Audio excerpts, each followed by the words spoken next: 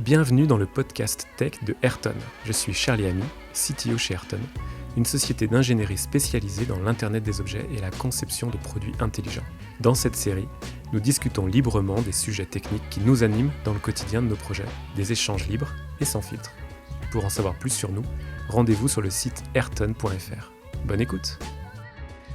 Bonjour, aujourd'hui on reçoit Christophe Barthélémy. Bonjour Christophe Barthélémy. Bonjour. Donc de la société Ponant, on va discuter aujourd'hui de projets qu'on a ensemble autour de la cybersécurité, de la robotique pour les tests. Pour commencer peut-être, est-ce que tu peux nous présenter Ponant ? Donc Ponant Technologies est une société que j'ai créée mais il y a maintenant 8 ans, ou bientôt 8 ans, après avoir passé une quinzaine d'années chez Ingenico, une société valentinoise. En fait, Ponant Technologies, on fait de l'informatique. Donc, cette structure est décomposée en trois activités. On va dire une première activité d'engineering qui va correspondre à du développement logiciel en embarqué ou en logiciel industriel, qui est un peu le gros de la troupe, une vingtaine de personnes dans cette équipe. Une activité produit également, où on a développé un robot qui permet de faire du test sur des interfaces à machine. Et une troisième activité qui fait un peu la synthèse entre les deux, qui va permettre de développer du logiciel à façon sur des cahiers des charges clients, ou également de faire de la personnalisation de nos robots pour que le robot puisse passer du test d'un terminal de paiement électronique, on y revient, à de la domotique, un tableau de bord de voiture, un système aéronautique, un système communiquant depuis un smartphone. Voilà, donc le robot va être capable de tester tout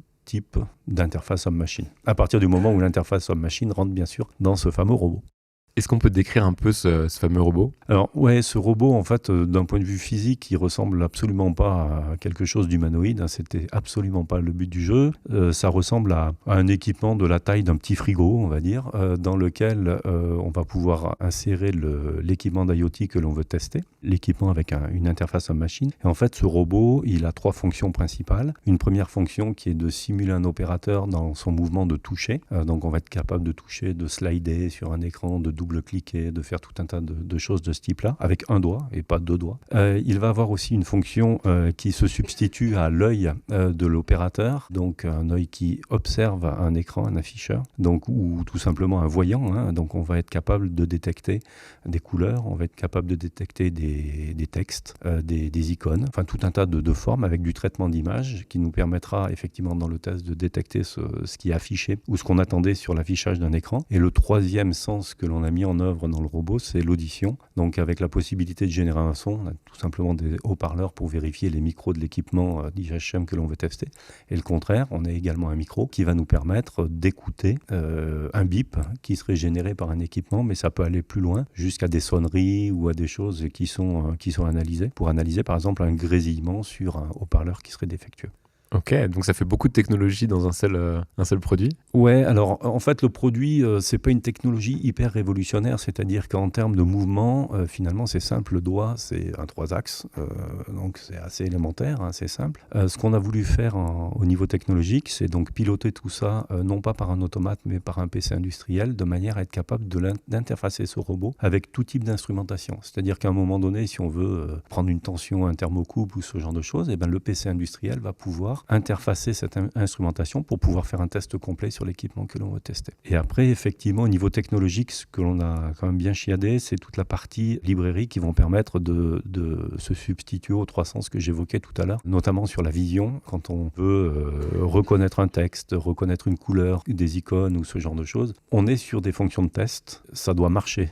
Et ça doit marcher à tous les coups, parce que dès qu'on a un système de test auquel on va associer un doute, on ne l'utilise plus pour tester. Donc on a vraiment travaillé fortement sur ces librairies, à la fois d'audition, de vue et de toucher, pour avoir quelque chose de parfaitement fiable, pour que le test soit fiable. Alors du coup, c'est quoi les débouchés de ces robots aujourd'hui, à qui vous les vendez ? Comment ils sont utilisés ? Alors en fait, il y a 2 axes de commercialisation. Aujourd'hui, en fait, on va s'adresser à des R&D. Fin de R&D, les services qualité qui vont qualifier le fonctionnel d'un équipement. Ce qui est important, c'est que ce robot va être capable de tester l'équipement dans ses conditions d'exploitation terrain. Donc vraiment avec l'application, le hardware et l'application. On veut quelque chose de non intrusif, c'est-à-dire que c'est vraiment le truc terrain qu'on va tester. Donc les QA, les systèmes après R&D QA, où on va pouvoir faire un test fonctionnel de l'ensemble des fonctions attendues de cet équipement. À la création du produit, mais également pour une release logicielle, pour faire du test de non-régression, pour faire du test d'endurance, parce qu'à un moment donné, c'est quand même intéressant de savoir que l'IHM, elle va marcher une fois, mais si elle marche 1000 fois, c'est mieux. Ou 10 000 fois, c'est encore mieux. Et en fait, c'est des tests qu'on ne fait fait jamais manuellement parce que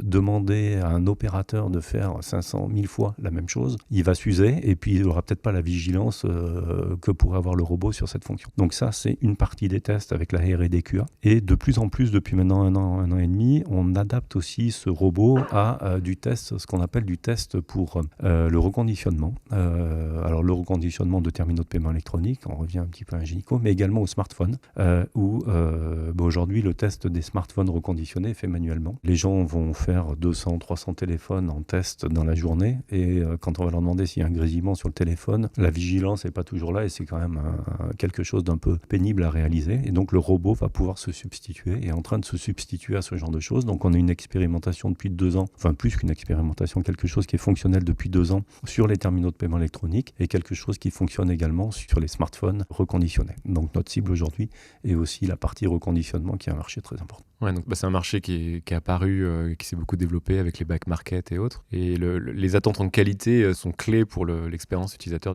C'est exactement ça. C'est-à-dire que si vous achetez un téléphone reconditionné qui marche qu'à moitié, vous allez le faire 1 fois, 2 fois, puis la 3e fois, vous allez reprendre un neuf. Et c'est dommage parce qu'il y a vraiment quelque chose à faire autour de ce marché. Les smartphones reconditionnés, les places de marché comme celles que vous évoquiez, en fait, ils ne font pas de tests puisqu'ils achètent des smartphones à des reconditionneurs. Mais comment les reconditionneurs testent leurs produits, c'est un petit peu compliqué. Il n'y a pas de label. D'accord. Il n'y a pas de critères aujourd'hui là-dessus. Donc on est en train de travailler, notamment c'est ce qu'on présentait au Mobile World Congress avec une société qui s'appelle DxOMark, qui est le spécialiste de la qualité des produits neufs sur des smartphones, qui donne des notations sur les produits neufs. Il travaille avec Apple, Samsung et autres. Et donc avoir une association avec ces gens-là pour dire il y a un label Ponant DxOMark ou autre, en disant voilà, c'est testé avec tel critère, ça permet de lever la subjectivité et ça permet d'avoir quelque chose de très intéressant d'un point de vue qualité des produits remis sur le marché du reconditionnement.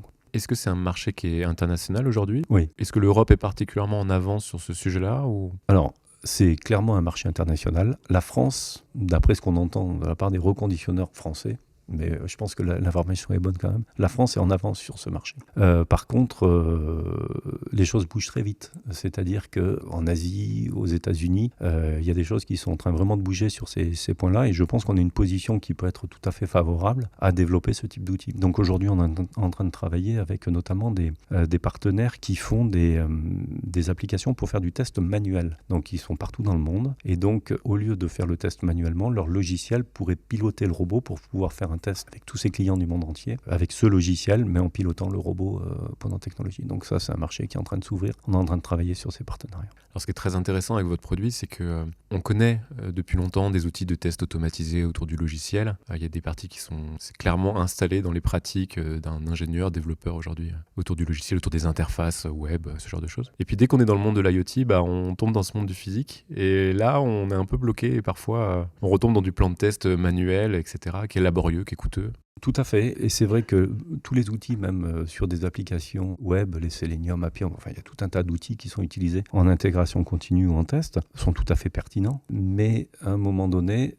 sur un équipement embarqué, sur un operating system qui peut être propriétaire, ces outils s'arrêtent. Donc là, effectivement, nous, on va pouvoir intervenir avec ce robot, avec ses fonctionnalités qui sont équivalentes à ce qu'on pourrait faire avec des produits comme Appium, Selenium, mais on est ouvert à tout équipement, du coup, avec des OS propriétaires ou non. Et puis, un autre postulat qu'on a pris quand on a créé ce robot, c'est de s'adresser à des opérateurs et non pas à des informaticiens. Ce qu'on souhaitait, c'est que la programmation de ce robot soit hyper simple et soit très fonctionnelle. C'est-à-dire qu'on va programmer les fonctions de test à partir d'un langage naturel qui correspond à dire je veux appuyer sur tel bouton, je veux regarder telle chose au niveau de l'écran, c'est que l'écran affiche bien l'icône météo ou la couleur bleue ou peu importe. Donc la programmation du robot est destinée à des opérateurs et ça permet du coup de faciliter l'utilisation de ce robot en test, notamment en QA ou autre. On ne va pas s'adresser directement à des informaticiens. Bien souvent, les gens faisaient une fiche de test sur un document Word ou Excel en disant je vais appuyer sur tel bouton, je vais vérifier que j'ai tel affichage. La programmation du robot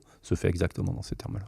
Ok, super intéressant. Est-ce que vous avez rencontré des challenges, des difficultés dans cette démarche de produit dans une société plutôt structurée pour du service ? Alors, oui, bien sûr, des difficultés. Alors, déjà, quelques difficultés techniques, c'est-à-dire que, notamment du fait du test, je l'évoquais tout à l'heure, si vous avez un outil de test pour lequel vous avez un doute, vous avez un voltmètre qui vous donne de temps en temps la bonne valeur, vous n'allez pas l'utiliser longtemps, quoi. Donc un niveau d'attente très très élevé des utilisateurs. un niveau d'attente hyper élevé sur la partie technologique, technique, et ça c'est d'autant plus vrai sur la partie reconditionnement. C'est-à-dire qu'à un moment donné, il y a des critères qui sont d'ailleurs assez rigolos à identifier. On avait vu ça sur les terminaux de paiement électronique. À un moment donné, vous appuyez sur une touche physique. Manuellement, un opérateur qui appuie sur une touche physique, tant que ça ne marche pas, il va appuyer plus fort. Alors que le robot, lui, il est calibré sur une certaine valeur et il va appuyer toujours à cette force-là. Donc en fait, ça veut dire que sur ce test, on va avoir une interprétation entre l'opérateur et le robot qui est importante techniquement à défendre. Donc ça, c'est un point de difficulté qui a été identifié.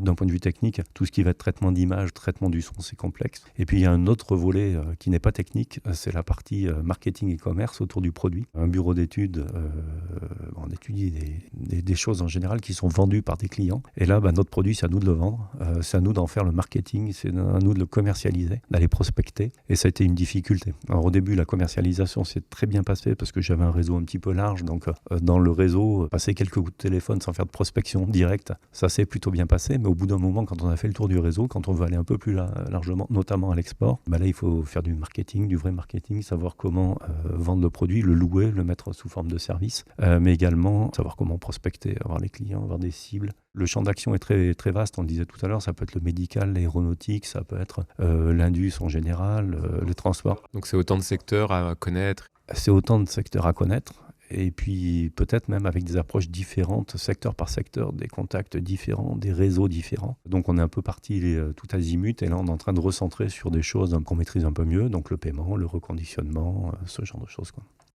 Donc si on se rencontre aujourd'hui, c'est parce qu'on a travaillé ensemble, Ayrton et Ponant Technologies, sur un projet qui s'appelle Anaconda, autour de ce robot comme socle, comme base. Est-ce que tu peux nous décrire un peu cette initiative ?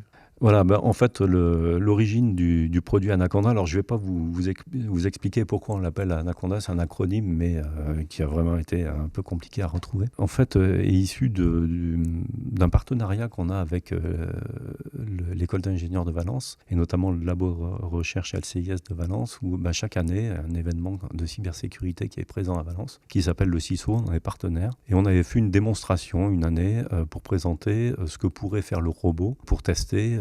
C'était tout simplement un pin code sur un clavier. Et en réfléchissant avec l'équipe du LCIS, on s'est dit il y a peut-être quelque chose à faire autour de l'IoT et de la cybersécurité. Donc on a cherché des partenaires pertinents sur ces sujets. LCIS, c'était évident. Nous, sur la partie automatisation, il fallait un partenaire nous amenant l'expertise cybersécurité et IoT. Et donc le partenariat Ayrton a été construit à ce moment-là, enfin partenariat ou consortium, puisque ça s'est fait autour d'un consortium avec une très belle complémentarité sur les 3 entreprises. Et l'idée, c'était effectivement de proposer une solution au marché qui permette de faire des attaques de cybersécurité et de qualifier en fait un IoT au niveau de sa protection contre des attaques cyber.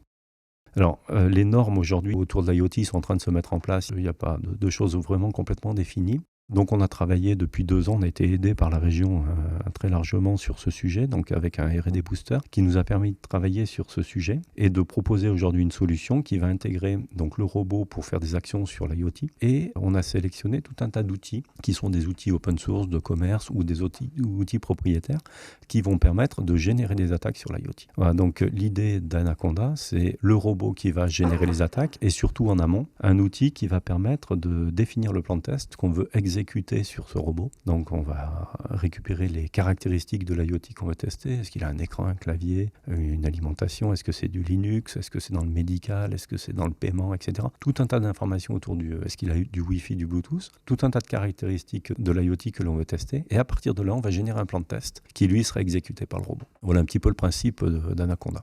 Donc c'est aller au-delà de cette dimension qualité qui était déjà adressée par le robot. Oui. Et rajouter tout ce volet de la cybersécurité, d'essais, de tests d'intrusion sur les différentes interfaces au sens large. C'est exactement ça. Ouais. En fait, c'est ce qu'on voit pas, finalement.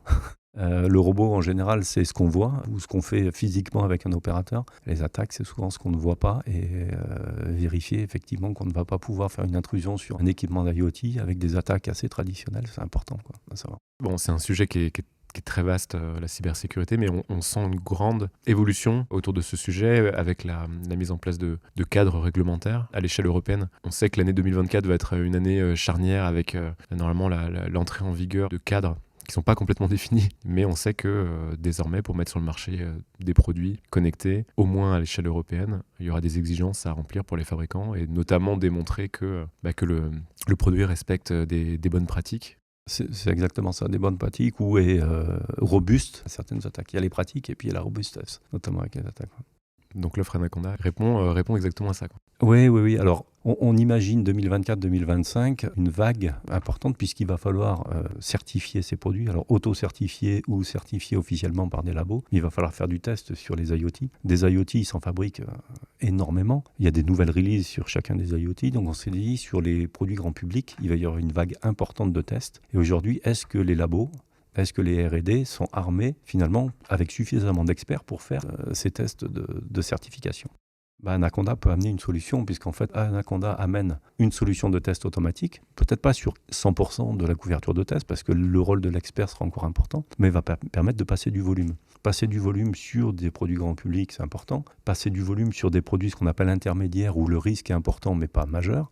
On s'était vraiment positionné sur ces couches-là. Et quand on a présenté le produit, on a été le présenter également à des gens qui travaillent sur ce qu'on appelle le niveau de risque élevé, dans le médical, dans l'aéronautique, etc., etc. Ce sont des CESTI. Et les CESTI ont également été intéressés par le robot parce que ça leur permet de focaliser leur expertise là où il y a vraiment besoin de faire de l'expertise et utiliser le robot sur des choses qui peuvent être un peu répétitives et un peu plus traditionnelles. Donc ça veut dire qu'effectivement, très large couverture sur l'IoT dans tous les domaines et également sur la partie niveau de risque et de sûreté qui doit être associée à l'IoT. Donc depuis les CESTI jusqu'à la partie auto-certification. Ça promet des années riches autour de ce produit et de cette activité.